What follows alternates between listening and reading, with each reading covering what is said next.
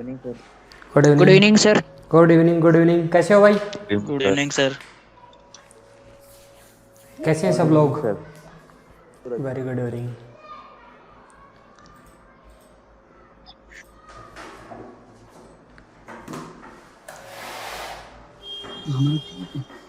चलो,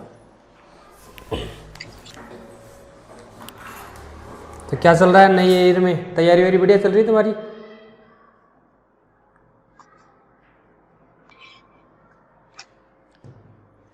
yes sir. चलो, तो आज क्या क्या पढ़ाएंगे? लास्ट क्लास में कहाँ तक बात की हमने?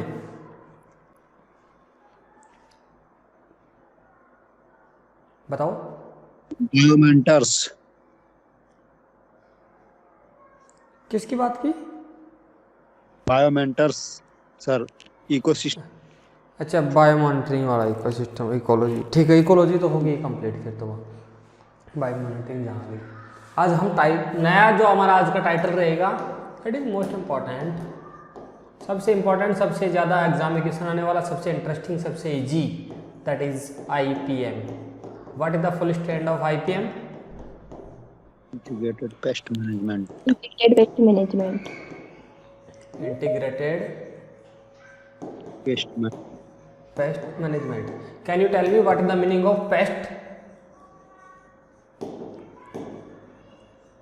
Say any organism that causes economical loss. Okay, that create nuisance, that cause economic loss, that are harmful for you, that is pest।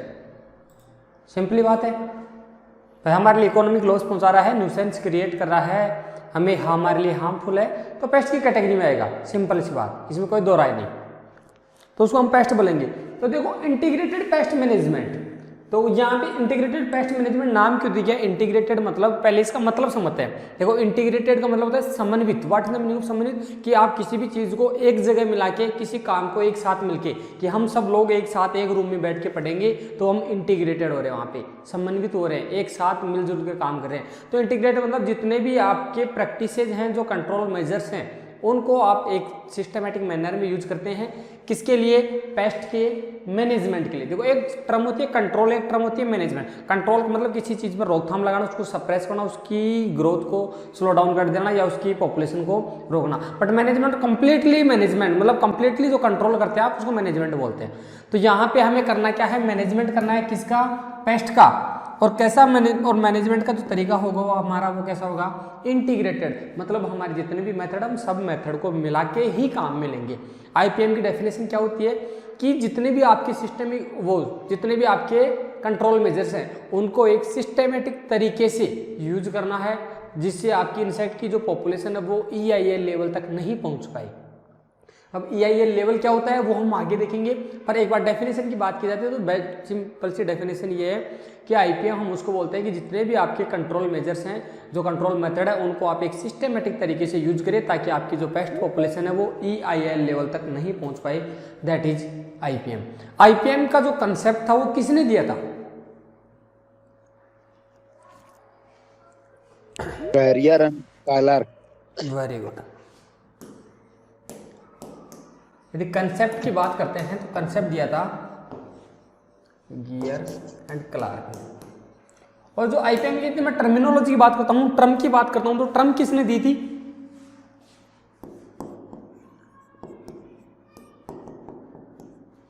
Term दी थी बार्टलेट।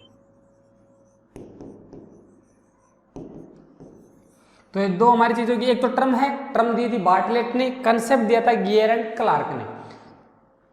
यदि इसका वो सन भी पूछ ले तो सन भी याद रख लेना, 1961।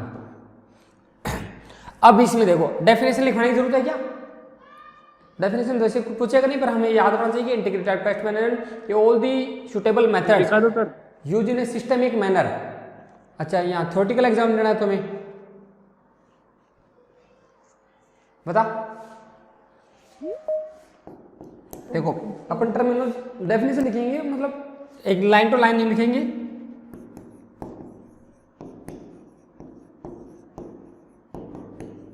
All the suitable methods in systematic manner.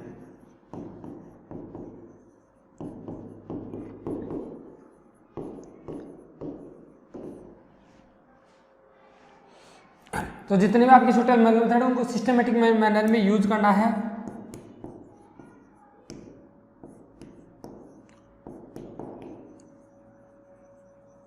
For pest management, ये आपके आईपीएम की डेफिनेशन है कि पेस्ट मैनेजमेंट के लिए जितने भी मेथड्स हैं उनको एक सिस्टेमिक मैनर में यूज करो। अब पेस्ट मैनेजमेंट में वो हम आगे जाके उसको डिस्क्राइब करेंगे या फर्दर डिवाइडेड करेंगे, ईआईएल लेवल पे जाएगा, ईटीएल लेवल पे जाएगा, किस पे नहीं जाएगा। हमारी यहाँ पे सिंपल जो लाइन थी वो ये हो गई कि आईपीएम कंसेप्ट दिया गियर एंड क्लार्क ने, टर्मिनोलॉजी के बारे में बताया आपको बार्टलेट ने। जो जितने भी आपके सिस्टेमिक मेथड्स हैं उनको एक सुटेबल मेथड में या एक सिस्टेमिक तरीके से यूज करना है ताकि आपकी पेस्ट पॉपुलेशन आपकी ईआईएल लेवल पर नहीं पहुंच पाई। अब देखो इसमें 4 लेवल होते हैं। सबसे पहले हम बात करते हैं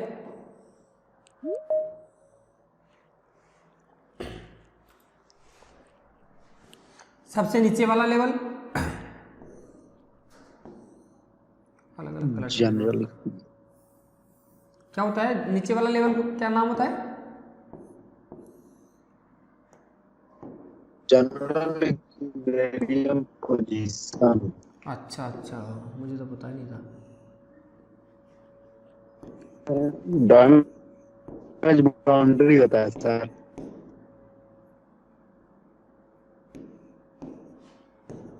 ETL सर।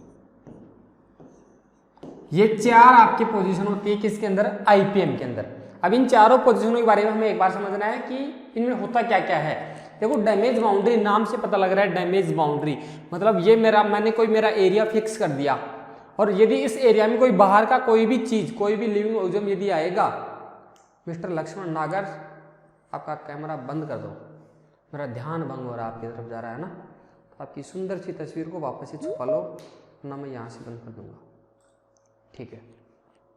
तो देखो डैमेज बाउंड्री मतलब हमारा एक पर्टिकुलर एरिया फिक्स कर लिया हमने और इस एरिया में इंसेक्ट है या नहीं, बस उनकी प्रेजेंस का पता लगाना आपको।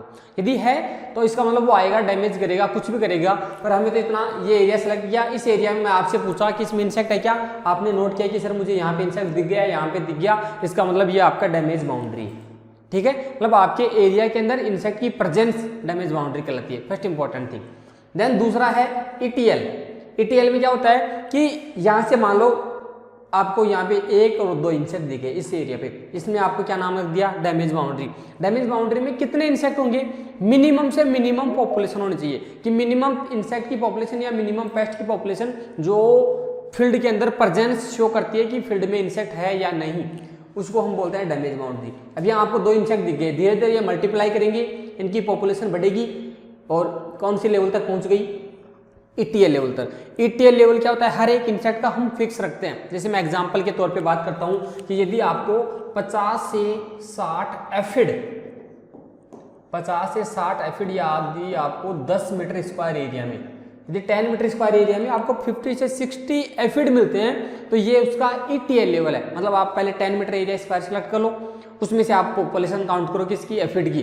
तो यदि आपको 50 से 60 एफिड मिल रहे हैं इसका मतलब ये उसका ईटीएल लेवल है। ये हम डिसाइड नहीं करते, ये जो हमारे एंटोमोलॉजी की जो भी सोसाइटीज है वो डिसाइड करती है कि यदि इसके ऊपर पॉपुलेशन जाएगी तो फिर वो आपके लिए धीरे धीरे इकोनॉमिक लॉस करना स्टार्ट कर देगी, आपके लिए हार्मफुल होगी।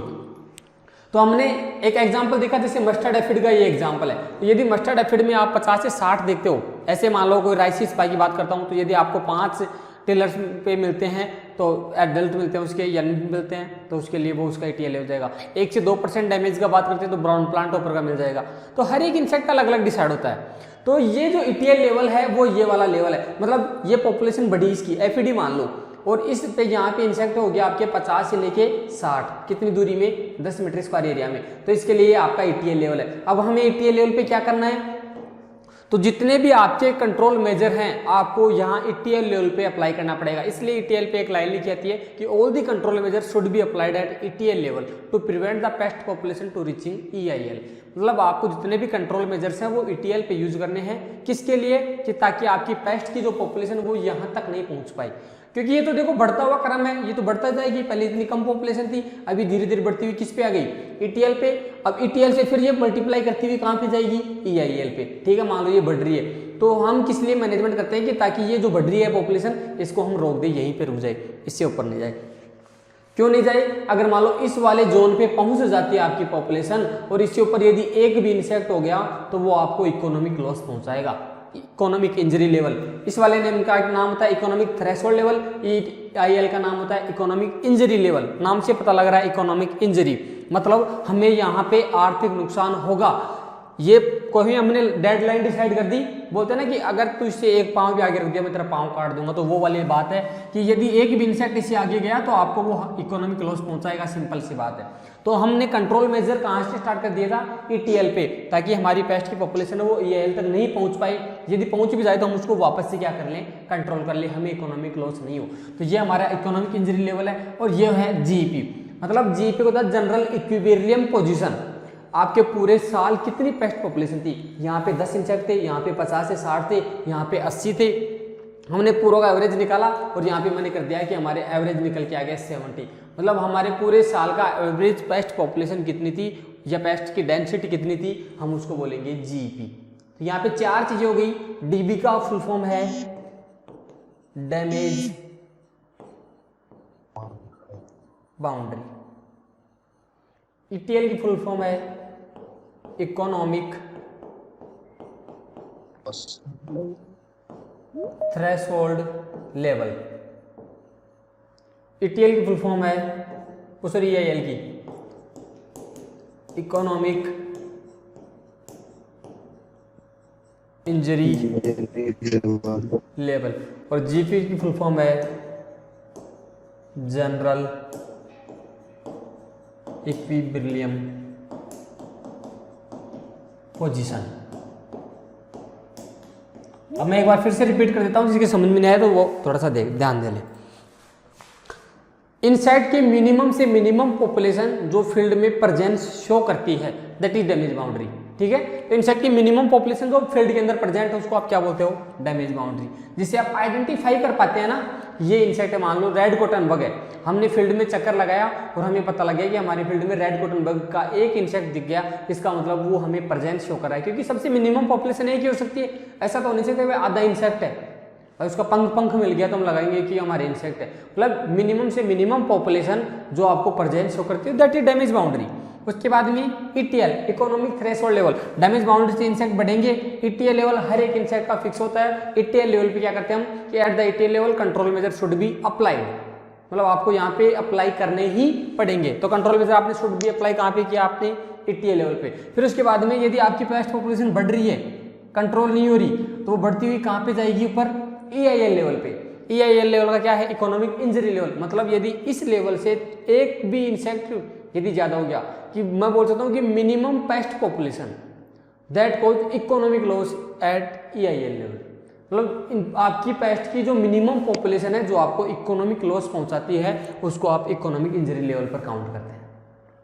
उसके बाद में आपका एवरेज पेस्ट पॉपुलेशन, एक 1 ईयर का ले लो, 1 सीजन का ले लो, क्योंकि हम बच्चे सीजन की बात नहीं करते, एक सीजन को एक ईयर मानते हैं। तो आपका जो एनुअल या एवरेज पेस्ट पॉपुलेशन है पूरे ईयर का, उसको हम क्या बोलते हैं? General equilibrium position. ये चारों चीज समझ में आ गई क्या? ये बताओ पहले।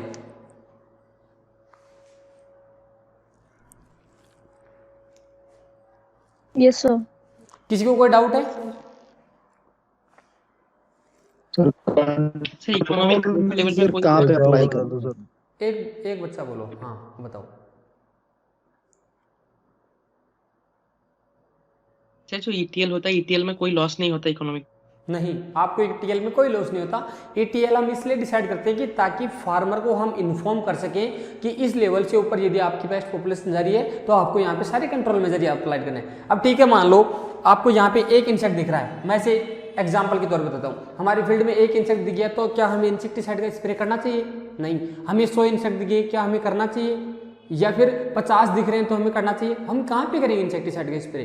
भाई हम इंसेक्टिसाइड ऐसा तो है नहीं कि आपके चीपर होता है, क्योंकि वो तो ऑलरेडी उसकी प्राइस की बात करते हो तो बहुत ज़्यादा हाईएस्ट होता है, तो चीपर तो होता नहीं है। तो आप उसको लेके आओगे, यूज़ करोगे, क्या पता आपने फ़ायदा तो किया इधर 500 रुपये का, कि आपने 500 रुपये की फसल तो बचा ली, आपने स्प्रे कर दिया 1000 की दवाई का। तो नुकसान हो गया आपको, तो वो तो डबल इकोनॉमिक लॉस हो रहा है। तो आपको हमें एटलीस्ट हम फार्मर को क्या बताएंगे कि आपको कब यूज करना है। फार्मर तो जाते पूछेगा कि साहब कीड़ा लग रहा है, अब हम दवाई दें कि नहीं दें। तो वो कौन डिसाइड करेगा, वो अपन लोग डिसाइड करेंगे कि यदि आपका ETL लेवल क्रॉस कर रहा है, मतलब 10 मीटर एरिया स्क्वायर में देखा आपने कि 50 से 60 इंसेक्ट दिखे, इसका मतलब कि हाँ भाई अब आपको स्प्रे करना चाहिए। 50 से आपको 20 ही दिखे तो नहीं, अभी आपका इकोनॉमिक लेवल या इकोनॉमिक थ्रेशोल्ड लेवल वो भी आपका आया नहीं है, आपको अभी दवाई अप्लाई नहीं करनी चाहिए, कोई और मेथड देखना चाहिए। आपको प्रेडेटर यूज करना चाहिए, पैरासीटामोल यूज करना चाहिए और अनअदर मेथड यूज करना चाहिए, लेकिन आपको केमिकल अप्लाई नहीं करना भी यहाँ पे। लेकिन ETL से ऊपर जा रहा है, इसका मतलब फिर आप क्या बोलोगे, आपको यदि 70 इंसेक्ट दिख गए मान लो, तो आप सीधे फार्मर को बोलोगे आपको जितने भी कंट्रोल मेजर आपको आते हैं, आपके चाहे केमिकल हो, चाहे कल्चरल हो, चाहे बायोलॉजिकल, चाहे फिजिकल, चाहे मैकेनिकल, सारे मेथड यूज करने हैं ताकि आपकी पेस्ट की पॉपुलेशन यहाँ पे नहीं पहुँचनी चाहिए किसी भी कंडीशन में। यदि इससे ऊपर यहाँ पे भी होगी ना तो आपको इकोनॉमिक लॉस होगा, सिंपल सी बात है। समझ में आ गया? Yes sir. तो सर यहाँ पे ETL पे सभी हाँ बताओ। सभी इंसेक्ट की अलग अलग होगी क्या? हाँ, हर एक इंसेक्ट की ETL होती है। अपने को नहीं पूछता ETL लेवल, किसी भी इंसेक्ट का नहीं पूछेगा आपको PG लेवल पे। अगर आप PhD का देते हो एंटोमोलॉजी में या फिर एंटोमोलॉजी से नेट JRF देते हो तो आपको पूछेगा, अदरवाइज आपको नहीं पूछेगा। बस आप हमें याद रखना हर एक इंसेक्ट की स्पेसिफिक होता है। किसी में हम डैमेज परसेंट के हिसाब से निकालते हैं कि 1 से 2%, 5 से 10%। जैसे मान लो वाइट ईयर होती है जो किसके अंदर होती है, राइस में, तो वाइट ईयर का यदि 5 से 10% आपको मिल रहा है तो वो उसका ETL लेवल है। यदि 10 से 11% भी हो गया, इसका मतलब आपको इकोनॉमिक इंजरी होना स्टार्ट होने की पॉसिबिलिटीज क्रिएट हो गई, क्योंकि ETL लेवल को क्रॉस कर चुका है वो। तो हर एक इंसेक्ट का ETL लेवल अलग होता है। यहाँ मैंने एग्जांपल दिया आपको मस्टर्ड एफिड का, ये वाला है जी मस्टर्ड एफिड का एग्जांपल है। सर डैमेज बाउंड्री और इकोनॉमिक सारे इंजरी लेवल control कभी एक हो सकते हैं? डैमेज बाउंड्री और इकोनॉमिक इंजरी लेवल में एक भी तो हो सकता है ना, यानी दोनों सेम भी तो हो सकते हैं ना। कैसे हो सकते हैं? देखो जैसे मैंगो स्टेम बोरर होता है, उसके अंदर ओनली एक इंसेक्ट भी होता है ना, उसको इकोनॉमिक इंजरी लेवल में लेकर आते हैं अपन। तो नहीं। एक इंसेक्ट तो डैमेज बाउंड्री भी हो गई, इकोनॉमिक इंजरी लेवल भी हो गया। एक इंसेक्ट पे कैसे लेके आ सकते हैं? एक इंसेक्ट तो इकोनॉमिक इंजरी लेवल तो क्रिएट कर ही नहीं सकता, पॉसिबल ही नहीं है। 0 वो से एक इंसेक्ट पूरे मेरी बात सुनो, 1 से कम सिर्फ पॉसिबल है वेक्टर में, वेक्टर के अलावा किसी में पॉसिबल नहीं है। एक इंसेक्ट पूरे, चलो मान लिया आपने मैंगो स्टेम बोरर की बात की है, मैंगो स्टेम बोरर अटैक कहां पे करता है? स्टेम स्टेम पे। तो क्या एक इंसेक्ट पूरे प्लांट को ड्राई कर सकता है? पॉसिबल है ये चीज? नहीं। इफ वो सर अंदर से ब्लॉक कर दे। देखो अभी मेरी बात सुनो, एक इंसेक्ट स्टेम में चला गया, वहां जाके रिप्रोडक्शन कर रहा है, उसकी पॉपुलेशन इंक्रीज हो रही है, धीरे धीरे जैसे जैसे पॉपुलेशन बढ़ेगी उसके बाद अंदर से ब्लॉकेज होगी। तो उसने अकेले ने तो नहीं किया ना, वहां तो पूरी पॉपुलेशन थी, अकेले का पहले डैमेज बाउंड्री आई थी, उसके बाद में पॉपुलेशन बढ़ी, ETL भी आया होगा लेकिन हमें दिखा नहीं, क्योंकि ये स्टेम है, स्टेम में एक इंसेक्ट चला गया, इसका मतलब हमें ये पता लग गया डैमेज बाउंड्री है, ये डैमेज बाउंड्री होगी। अंदर गया, रिप्रोडक्शन कर लिया खुद का, पॉपुलेशन बढ़ गई, हमें नहीं दिख रहा उसका ETL लेवल। हम ये मान लेते हैं कि 10 इंसेक्ट थे, कि 10 इंसेक्ट उसका ETL लेवल है। तो यदि 10 इंसेक्ट हो गए, हमें तो पता ही नहीं लग रहा है कि अंदर उसने रिप्रोडक्शन कितना किया है कितना नहीं किया। जब हमें तो तब पता लगा, तब पूरा प्लांट ब्लॉकेज हो गया, पूरा प्लांट ड्राई हो गया। तब यदि आपका स्टेम देखोगे तो उसमें आपको 100 इंसेक्ट दिखेंगे, इसका मतलब आपका ETL लेवल वो क्रॉस कर चुके हैं अभी EIL लेवल में। एक इंसेक्ट ने कुछ नहीं किया, एक इंसेक्ट कैसे कर सकता है? इतने बड़े प्लांट को एक इंसेक्ट ड्राई कर देगा तो फिर मैंगो स्टेम बोरर तो एक प्लांट में कम से कम 100 इंसेक्ट मिलते हैं, ऐसे तो अपने मैंगो का प्रोडक्शन ही नहीं हो, पॉसिबल होगा क्या? सोच के देखो एक बार, यदि एक इंसेक्ट एक प्लांट को ड्राई कर दे तो प्रोडक्शन ही पॉसिबल नहीं है। उसका भी ETL लेवल फिक्स है कि 100 इंसेक्ट होंगे तो 100 इंसेक्ट ETL है, क्योंकि मैंगो का प्लांट इतना बड़ा होता है, ड्राई कैसे हो सकता है? सिंपल, एक इंसेक्ट तो पॉसिबल ही नहीं, किसी भी कंडीशन में नहीं कर सकता। सिर्फ बिलो 1 या 0 हम वेक्टर के मानते हैं, क्योंकि एक वेक्टर अगर मान लो 50 बार एक डिजीज वाले प्लांट से दूसरे अनअफेक्टेड या हेल्दी प्लांट पे ट्रांसफर हो रहा है तो वो डिजीज क्रिएट कर सकता है, वहां पे ETL लेवल क्रिएट कर सकता है, EIL लेवल क्रिएट कर सकता है। इसलिए वेक्टर का मता नहीं लगा जाता, क्योंकि व्हाइट फ्लाई है, मान लो एक दिन में 50 राउंड लगा दिए एक डिजीज प्लांट से हेल्दी प्लांट पे, तो उसने 50 प्लांटों को इन्फेक्टेड कर दिया तो उसका EIL लेवल हो जाएगा। सिर्फ ये चीज वेक्टर में पॉसिबल और किसी में पॉसिबल नहीं। और किसी को कोई doubt? Sir control measure ETL level पे ही मतलब अप्लाई करते हैं। हाँ, आपको सिंपल लाइन देगा कि at which level we should use all the control measure, तो आपको राइट आंसर क्या रहेगा वहां पे? ETL लेवल, क्योंकि ETL पे कंट्रोल करोगे तब ही तो आप EIL को रोक पाओगे, क्योंकि IPM की जो डेफिनेशन है वो क्या बोलती है कि आपको सारे कंट्रोल मेजर यूज करने हैं सिस्टमेटिक तरीके से, ताकि आपकी पॉपुलेशन EIL लेवल तक नहीं पहुंच पाए। मतलब यहाँ पे है अभी, लेकिन यहाँ पे नहीं पहुंच पाई चाहिए, या यदि पहुंच भी गई तो इसको वापस से आप कंट्रोल करो ताकि आपकी पॉपुलेशन कम रहे। यदि इससे ऊपर चलेगी तो इकोनॉमिक लॉस हो जाएगा, IPM ही फेल हो जाएगा, IPM ही काम नहीं करेगा। तो IPM क्या करता है कि इस लेवल से ऊपर किसी भी कंडीशन में नहीं जाना चाहिए। मतलब श्याम दाम दंड भेद आपको जो भी लगाना है सब लगाओ, लेकिन इससे ऊपर नहीं जाना चाहिए। आपको केमिकल यूज करना है करो, बायोलॉजिकल यूज करना है करो, कल्चरल यूज करना है करो, लेकिन इससे ऊपर मत जाने दो पॉपुलेशन। इससे ऊपर चलेगी तो आपका IPM fail. Okay,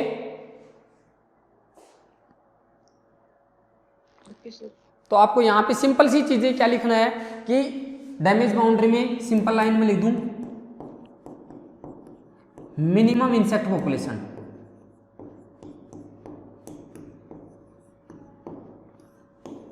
ETL level में मैं लिख देता हूं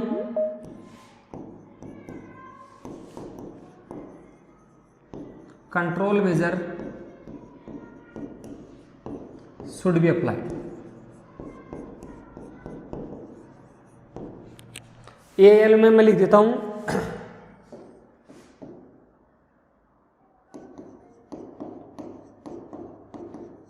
minimum insect population, minimum insect population that cause economic loss. कोई ऐसा थोड़ी है जो इकोनॉमिक लॉस नहीं जानता है कि इकोनॉमिक लॉस क्या होता है। मतलब आपने 100 रुपए एक्सपेंडिचर कर दिए, आपने लगा दिए फील्ड में और आपको उम्मीद है कि मुझे 1000 रुपये का प्रोडक्शन मिलेगा, लेकिन यदि आपको 950 का ही मिल रहा है, इसका मतलब आपको इकोनॉमिक लॉस हुआ है। समझ रहे हो ना? मतलब आपका जितना जो टारगेट होता है, यदि आप टारगेट को अचीव नहीं कर पाते तो वो आपको इकोनॉमिक लॉस की कैटेगरी में आता है। ये नहीं कि आपने 100 लगाए, 100 का 100 ही प्रोडक्शन मिलना चाहिए, फिर तो क्या फायदा, हम किस लिए लगाएंगे? यदि 100 रुपये लगा रहे तो 100 तो हमारे पास पहले ही थे, हम क्यों 6 महीने खराब करेंगे और फिर 100 का ही प्रोडक्शन होगा। मतलब 100 रुपये आपने लगाए हैं, आपका टारगेट था कि हमें 1000 रुपये का प्रोडक्शन मिलेगा, लेकिन आपको यहाँ पे प्रोडक्शन मिल रहा है ओनली 900 का, तो ये आपका इकोनॉमिक लॉस हो गया। तो यहाँ पे इंसेक्ट की मिनिमम पॉपुलेशन जो आपको क्या करती हो, इकोनॉमिक लॉस करती हो। उसके बाद में एवरेज पेस्ट पॉपुलेशन को क्या बोलते हैं, general equilibrium position. Average paste population of A season और ऑफ ए ईयर, या एक ईयर की या एक सीजन की पॉपुलेशन आपकी GEP कहलाएगी। यहां तक सबकी समझ में आ गया? आगे चलूं?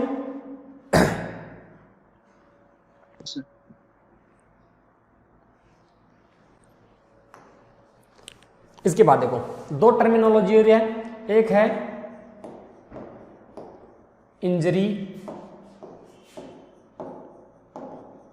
इक्विवेलेंट और एक टर्मिनोलॉजी है जिसका नाम है ग्रेन थ्रेशोल्ड।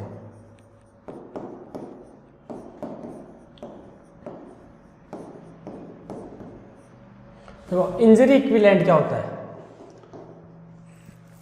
एक इंसेक्ट कितना नुकसान पहुंचा सकता है। एक इंसेक्ट की कैपेसिटी, ताकि वो मान लो एक इंसेक्ट है 3% नुकसान पहुंचा रहा है, 5% नुकसान पहुंचा रहा है, तो उस इंसेक्ट की नुकसान पहुंचाने की कैपेसिटी क्या कहलाती है, इंजरी इक्विवेलेंट। इसके बाद में ग्रेन थ्रेशोल्ड क्या होता है कि इंसेक्ट की वो पॉपुलेशन जो इकोनॉमिक लॉस पहुंचाना स्टार्ट ही की है, बिगिनिंग ऑफ इकोनॉमिक लॉसेज। मतलब यहाँ मान लो 60 इंसेक्ट ETL पे और उसकी इकोनॉमिक लॉस होता है 80 पे, ये मैं ETL मान लेता हूं जहां पे आपके 60 इंसेक्ट होने चाहिए।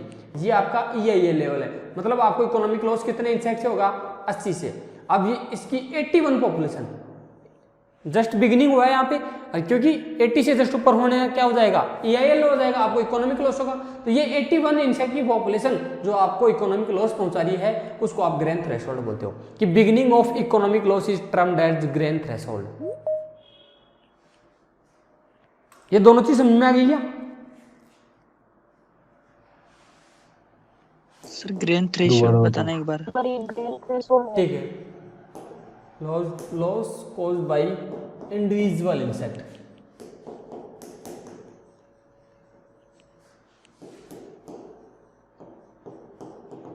देखो हमने EIL पढ़ा था भी, तो EIL में क्या बोल रहे थे हम कि इंसेक्ट की मिनिमम से मिनिमम पॉपुलेशन जो आपको इकोनॉमिक लॉस पहुंचाती है उसको आप EIL बोलते हो, इकोनॉमिक इंजरी लेवल बोलते हो। और उसी लेवल पे जो आपकी बिगिनिंग होता है, अब ऐसा तो है नहीं मान लो हमने यहाँ पे जाके देखा तब मिले थे हमें 85 इंसेक्ट जो आपको क्या कर रहे थे, इकोनॉमिक इंजरी लेवल के ऊपर थे, मतलब आपको इकोनॉमिक लॉस पहुंचा रहे थे। पर 85 ये थोड़ी है कि 85 पाए थे तभी लॉस हुआ था, क्योंकि इसका जो लिमिट थी वो कितनी थी 80, इसका मतलब 81, मतलब उसका बिगिनिंग कहाँ से स्टार्ट होता है इकोनॉमिक लॉस, जो उसका बिगिनिंग होता है ना उसी को ग्रेन थ्रेशोल्ड बोलते हैं, मतलब beginning of economic loss is known as gain threshold. मैं इसको लिख दूं, बिगिनिंग ऑफ इकोनॉमिक लॉस, और बिगिनिंग ऑफ एक्समैन कौन आ गया है आज, तो beginning of economic loss is known as gain threshold. तो अब आगे समझ में ग्रेन थ्रेशोल्ड क्या है, मतलब इकोनॉमिक लॉस की स्टार्टिंग स्टेज को आप ग्रेन थ्रेशोल्ड बोलते हो।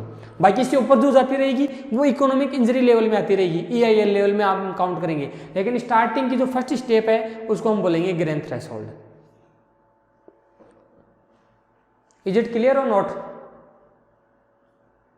Yes sir. चलें आगे फिर। अब देखो ETL और EIL का जो हाँ हाँ सर, ये जो ग्रेन थ्रेशोल्ड है, हाँ, इसको डिजिट्स के अंदर अपन कहते यदि- हैं या फिर ये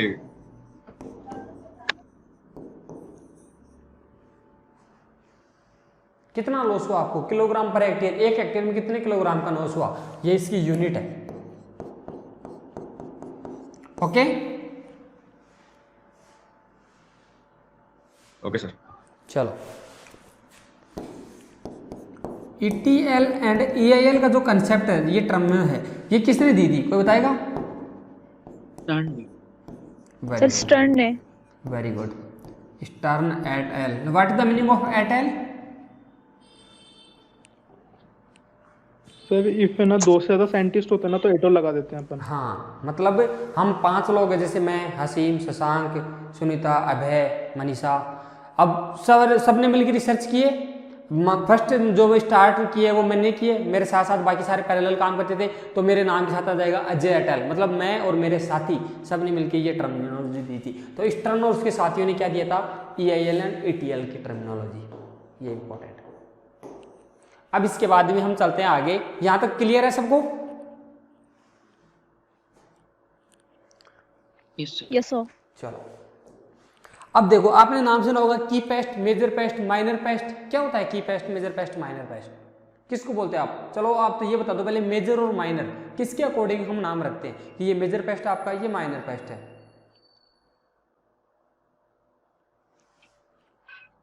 किसी को कुछ जो idea? Sir significant loss, major pest मतलब जो सिग्निफिकेंट लॉस करता है, कॉमनली प्रेजेंट रहता है। Okay, and minor?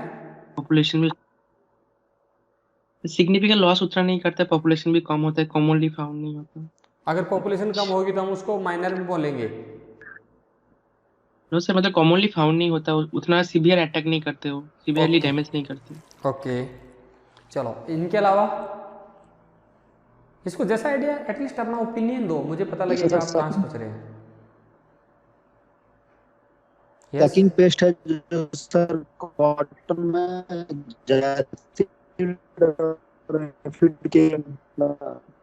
एसिड और एफिड के अलावा लगते हैं, जैसे कम लगता है। सकिंग पेस्ट मतलब कहने का मतलब ये कि जो ज्यादा लग रहा है वो मेजर पेस्ट हो गया, जो कम लग रहा है वो माइनर, ऐसा? और जैसिड और एफिड मतलब ज्यादा लगते हैं। यदि हम एग्जांपल, डैमेज के according हो सकता है क्या? हाँ डैमेज के अकॉर्डिंग, ठीक है। कितना डैमेज, उसका भी कुछ लेवल होगा कि माइनर का लेवल है, ये मेजर का लेवल है। देखो अगर मैं सिंपल बताऊं, हाँ very good sir, general equilibrium position के मतलब एबव हो, मेजर पेस्ट हो जाएगा था। हाँ देखो, चलो हम दोनों टाइप के क्लासिफिकेशन देख लेते हैं, परसेंट के बेसिस पे देख लेते हैं कि कितना परसेंट नुकसान पहुंचा रहा है, उसके हिसाब से मेजर माइनर। ऐसा नहीं होता कि हमने नाम सुन रहे हैं, जैसे मान लो हम नाम सुन रहे हैं रेड एयर कैटरपिलर बहुत नुकसान पहुंचाता है, जैसे नाम सुन रहे हैं लोकस्ट, इंटरनेशनल पेस्ट है, तो क्या मेजर हो गए? नहीं, कभी नहीं है मेजर, ना माइनर, ना मेजर कैटेगरी में ना माइनर कैटेगरी में आता है। व्हाइट ग्रब जिसको आप नेशनल पेस्ट के नाम से जानते हैं, ना मेजर ना माइनर। मतलब हम नाम के सुनने पे हिसाब से, अटैक करने के हिसाब से पता नहीं लगाते। देखो मेजर पेस्ट उनको बोलेंगे जो आपको मोर देन 10% लॉस क्रिएट करते हो, मोर देन 10% हो, और यदि 5 to 10% लॉस क्रिएट करते हो वो आपकी माइनर की कैटेगरी में। ये तो दो चीजें हमने किसकी देख ली, परसेंट डैमेज के बेसिस पे कि कितना परसेंट डैमेज कर रहा है और कौन सा पेस्ट की कैटेगरी में आएगा, पहली बात। अब मैं बात करता हूं सीधे, एक नाम सुना होगा सबने, की पेस्ट, दूसरा नाम सुना होगा मेजर पेस्ट, तीसरा नाम है माइनर पेस्ट।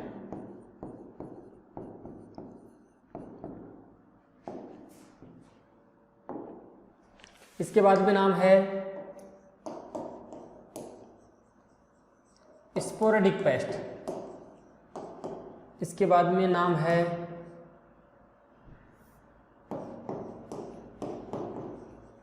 Potential paste. इसके अलावा कोई और थोड़ी बच गया।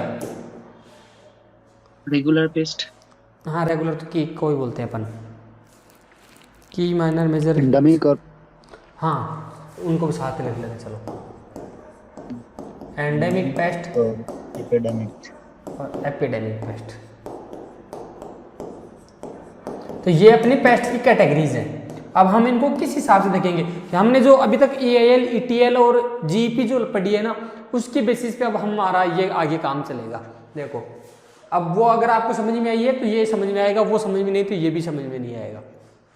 देखो की पेस्ट उनको बोलते हैं जो एक परसिस्टेंस हो, रेगुलरली अटैक करते हो, मतलब लंबे टाइम के लिए। आप कोई भी क्रॉप, ऐसे मान लो मैं किसी चीज़ का दुश्मन हूँ, मुझे जहाँ भी मिलेगा मैं उसका पीछा करूँगा, होता है ना सा।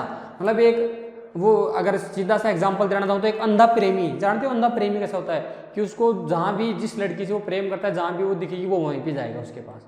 अंधा प्रेमी जानते हो ना, वो रेगुलर पेस्ट की कैटेगरी में आता है। वो की पेस्ट है उस लड़की के लिए। की पेस्ट का मतलब जहाँ भी वो रहेगी वहाँ पे वो जाएगा, परसिस्टेंट है, वो जब तक रहेगी जब तक वहाँ पे रहेगा। होता है ऐसा प्रेम, नहीं देखा क्या? फिक्स है सर वो। हाँ नहीं देखा ऐसा प्रेम तुमने? रेगुलर देखा है सर, की पेस्ट का यानी रेगुलर पेस्ट होगा। हाँ, की पेस्ट का मतलब परसिस्टेंस है, पेरेनियल है, रेगुलर है। सर जो अपने प्लेस को छोड़ता नहीं है सर, वो फिक्स होता है, मतलब वहीं अटैक करेगा वो। किसी भी जगह चले जाए उसको वो क्रॉप मिलेगी तो वो उस पर अटैक करेगा ही करेगा। उसका मैनेजमेंट भी पॉसिबल नहीं है। मतलब आप यदि बहुत ज़्यादा प्रैक्टिस करते हैं तो उसका मैनेजमेंट कर पाते हैं, अदरवाइज पॉसिबल नहीं होता उसका मैनेजमेंट। देखो मैं यहाँ पे लिखता हूँ सर वो हाँ बताओ बताओ। कॉटन सर मतलब उसको मिलने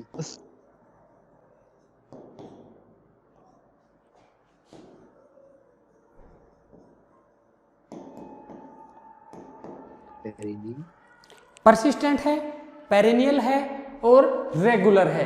किसी भी क्रॉप इंटरवल के साथ, उसके मतलब क्रॉप फिक्स होगी, इसलिए कि किसी भी क्रॉप पे जा रहा है क्रॉप फिक्स होगी।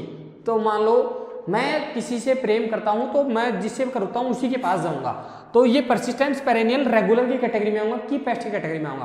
क्रॉप फिक्स है, जैसे एग्जांपल की बात कर लेते हैं बोलवर्म कॉम्प्लेक्स। बोलवर्म कॉम्प्लेक्स किस में लगता है? ओनली कॉटन में। कॉटन के अलावा बोलवर्म कॉम्प्लेक्स किसी में नहीं सुनते, क्योंकि जब भी आप कॉटन लगाओगे तो बोलवर्म कॉम्प्लेक्स लगेगा। बोलवर्म कॉम्प्लेक्स का मतलब आपकी 3 टाइप की उसमें बोलवर्म होती है। अमेरिकन बोलवर्म होती है, पिंक बोलवर्म होती है, और तीसरी कौन सी होती है? Spotted bollworm. स्पॉटेड तो ये बॉलवर्म। तीनों बोलवर्म, इसको हम बोलते हैं बोलवर्म कॉम्प्लेक्स। जब भी आप कॉटन लगाओगे बोलवर्म का अटैक होगा ही होगा। सिंपल सी बात, सबने सुना है। दूसरा एग्जांपल देख लेते हैं, डायमंड बैकमोथ कैबेज में कहीं भी लगा दो आप इंडिया में, अक्रॉस द इंडिया, किसी भी सीजन में, किसी भी प्लेस में, टेम्परेट में, सब ट्रॉपिकल में, ट्रॉपिकल में, जहाँ पे भी लगाओगे DBM का अटैक होगा ही होगा। कितने भी इंसेक्टिसाइड दे लो कोई इफेक्ट नहीं उसके ऊपर।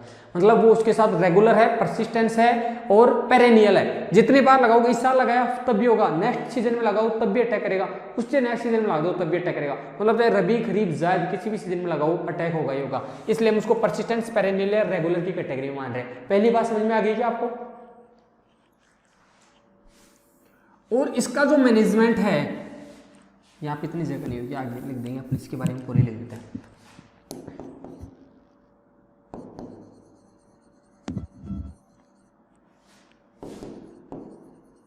मैनेजमेंट इसका सर होता वो है, एग्जांपल नहीं पूछेगा इसमें? पूछ सकता है, आपको लिखवाएंगे। मैनेजमेंट होता है इसका डिफिकल्ट। तीसरी बात, इसकी जो GP लाइन है, जनरल इक्विलिब्रियम पोजीशन, वो GP well above to DB and EIL. EIL समझ रहे हैं आप? देखो डीबी तो पहले किसी भी इंसेक्ट में डीबी होगा तभी तो ईटीएल ईआईएल चलेगा, क्योंकि पहले तो आएगा हमें पता लगेगा तब तो डीबी स्टार्ट हो गया। अब डीबी के ऊपर ऊपर धीरे धीरे पॉपुलेशन बढ़ रही है, ईटीएल पे आ गई, ईटीएल में 50 थी और पॉपुलेशन बढ़ी 80 पे आ गई, ईआईएल के लेवल आ गई। मतलब जो पूरे साल का एवरेज निकालोगे ना वो 80 से भी ज्यादा आएगा। मतलब ये 80 पे आपको इकोनॉमिक लॉस हो रहा था ना, जब आपने पूरे साल का एवरेज निकाल के देखा, एवरेज को हम बोलते हैं जीपी, जब आपने जीपी देखा तो जीपी 90 मिल रही है आपको। मतलब क्या हो रहा है कि आपकी जो 80 नुकसान पहुंचा था उससे भी कहीं ज्यादा आपको इंसेक्ट की पॉपुलेशन है, उसको हम किसी कैटेगरी में रखते हैं की पेस्ट में। तो हम तीन चीज देखेंगे आपको, परसिस्टेंस है वो, पेरिनियल है, रेगुलर पेस्ट है। इसका मैनेजमेंट डिफिकल्ट है। आप लगातार यदि कोई प्रैक्टिस बार बार करते जा रहे हो तो आप उसको मैनेज कर सकते हो, अदरवाइज पॉसिबल नहीं है। हम ये नहीं कि एक बार हमने स्प्रे कर दिया और रेस्ट कर लिए, वो आएगा वापस। अगर हम आप 3 दिन के इंटरवल से 5 दिन के इंटरवल से हम रेगुलरली फील्ड विजिट कर रहे हैं, रेगुलरली स्प्रे कर रहे हैं, मैनेजमेंट प्रैक्टिस यूज कर रहे हैं तो पॉसिबल है, अदरवाइज डिफिकल्ट है। जीपी लाइन आपकी हमेशा डीबी और ईआईएल से ऊपर होगी। तो आपसे ये पूछ सकता है कि ऐसा कौन सा पेस्ट है जिसमें जीपी लाइन है वो डीबी और ईआईएल से वेल अबव होती है, बहुत ऊपर होती है। तो आपको सिंपल से लाइन लिखनी है कि कौन सा पेस्ट होगा वो आपका की पेस्ट। यहां तक समझ में आया? Yes sir. ठीक है, एग्जाम्पल देख लो इसके। अभी बताया था मैं बोलवर्म कॉम्प्लेक्स, बोलवर्म कॉम्प्लेक्स के यदि अलावा हम देखना चाहें तो दूसरा क्या बताया था, डीबीएम डायमंड बैक मोथ जो कैबेज में लगता है। इसके अलावा अगर और देखना चाहो तो शुगर कैन बोरर, ये भी की पेस्ट की कैटेगरी में आते हैं। यदि इसके अलावा आप देखना चाहो, हाँ ग्राम पोड बोरर जीपीबी, तो ये आप फ्रूट बोरर की पेस्ट की कैटेगरी में नहीं आते, यही है लगभग की पेस्ट की कैटेगरी में। मस्टर्ड एफिड नहीं वो भी नहीं आता उससे, मतलब मस्टर्ड एफिड हो सर राइस इस्पा, नहीं राइस इस्पा मेजर पेस्ट की कैटेगरी में आता है, सॉरी माइनर की में, हिस्पा नहीं, हिस्पा का अटैक बिलो द 10% होता है। इसकी पेस्ट की कैटेगरी में ये आते हैं की पेस्ट में। जब आप मस्टर्ड एफिड को कंट्रोल नहीं कर सकते, आप अर्ली सोइंग कर दो, आपकी 50% पॉपुलेशन कंट्रोल हो जाएगी। अर्ली सोइंग करते कुछ नहीं करना आपको, और अर्ली सोइंग के साथ अर्ली वैरायटी यूज कर लो जो अर्ली मैच्योरिंग वैरायटी है, आपकी 70% पॉपुलेशन कंट्रोल हो जाएगी। उसके बाद में आप वो छोड़ दो ना लेडी बर्ड बीटल प्रेडेटर के रूप में, आपकी लगभग 90% पॉपुलेशन कंट्रोल हो जाएगी। और उसके बाद में सिस्टेमिक इंसेक्टिसाइड का स्प्रे कर दो, 100% पॉपुलेशन कंट्रोल हो जाएगी। यहाँ तो डिफिकल्ट दिखा रहा है ना कि पॉसिबल ही नहीं है ना। तो bollworm complex, DBM, sugarcane borer और ग्राम पोड बोरर ये आएंगे की पेस्ट की कैटेगरी में। जब फ्रूट का फॉर्मेशन हो गया तो सिस्टमेटिक इंसेक्टिसाइड क्यों इस्तेमाल करें? फिर तो सिस्टेमिक इंसेक्टिसाइड आपको सकिंग टाइप के लिए यूज करना पड़ेगा। सकिंग का और कोई पॉसिबल आपके पास दूसरा अल्टरनेट है ही नहीं। अगर सिस्टेमिक यदि यूज नहीं किए तो आप सकिंग टाइप के इंसेक्ट को कंट्रोल नहीं कर सकते।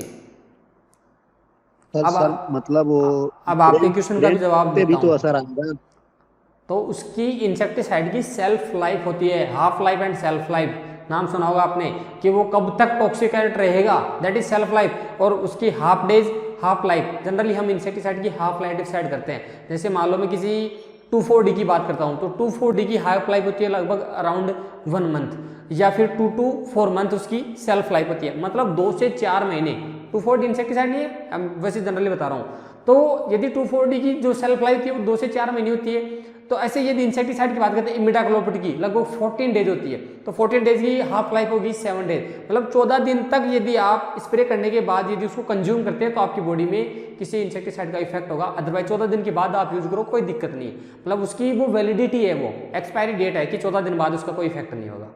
तो फ्रूट फॉर्मेशन की बात कर सकते हो आप, कंज्यूम मत करो उसको 14 डे तक, जब तक उसकी सेल्फ लाइफ आपको पता नहीं हो। क्योंकि कोई भी आप यदि इंसेक्टिसाइड लेके आते हो तो उसके जो पैकेट पे लिखा होता है इसकी हाफ लाइफ 5 डेज है। इसका मतलब उसको आप 10 डे तक यूज मत करो, उसके बाद आपकी बॉडी में आपका कोई टॉक्सिक एंटर नहीं जाएगा।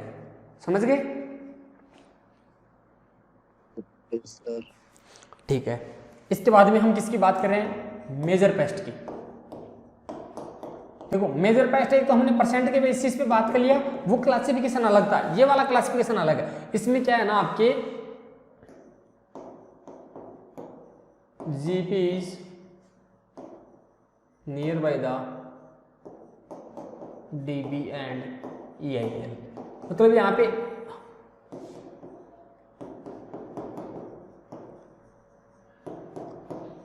टाइमली इंटरवेंशन, या फिर आप सिंपली लिख सकते हो, हाँ इसी में लिख लो थोड़ा।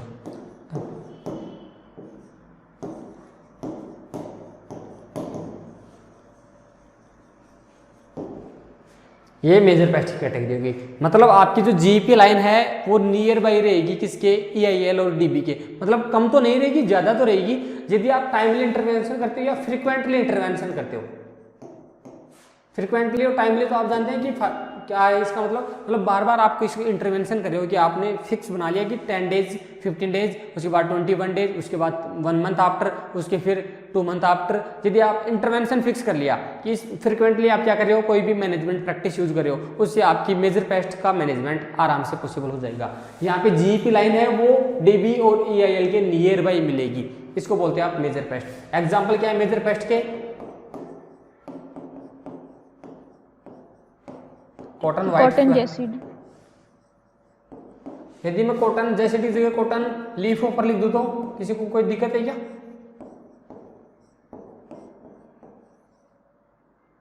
कोई बता सकता है लीफ ऊपर जैसिड क्या है, अलग अलग है कि एक ही चीज है? सेम। ये मेजर पेस्ट है कि माइनर पेस्ट, पहले तो ये बताओ।